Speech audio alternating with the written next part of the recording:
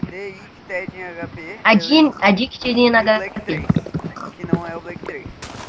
E a gente vai fazer uma série de vídeos, eu acho que sim, uma série de vídeos de Minecraft. No hardcore. Sobrevivência no hardcore multiplayer. Então eu vou passar pirosca. Vou coletar um pouco de madeira, né? Não, madeira faz mal. Vocês estão ouvindo a porra do som point blank? Então, eu vou sair, eu vou parar a gravação. Quando eu voltar, espero que esse som tenha saído. Bom, obrigado. Ele tá tendo problema lá. Não vai ser necessário isso, porque meu primo já tirou a porra do som. Que legal. Mas daí ele coloca um Gangnam Style, daí fode. Tá, eu posso gravar a minha introdução? O cara tá querendo gravar a introdução dele, eu não vou deixar.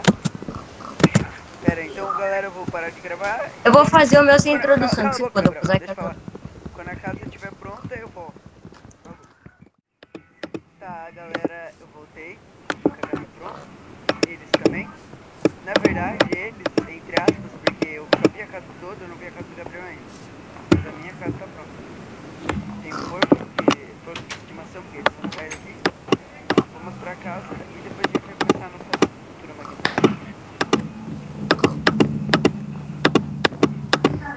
Mas e o que, sua aventura? Magnânima. Ah, tá.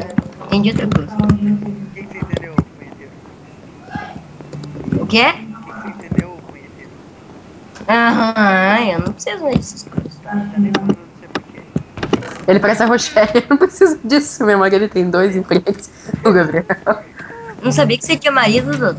Eu tô falando de você, não de mim. Oh! Que corte.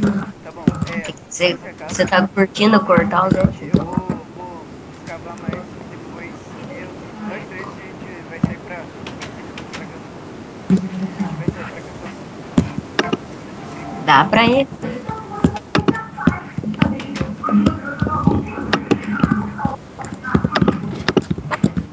Minha casinha é bem simplesinha, bem bosta. Bem simplória. É bem estilo Gabriel. Daí tem uns trouxa cantando essa porra dessa música. A busca. Pra fazer farofa, pra fazer farofa. Vou pegar a tocha.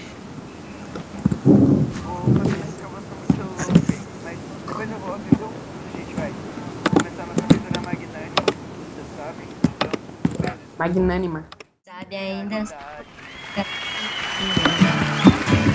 Esperando o ônibus da escola.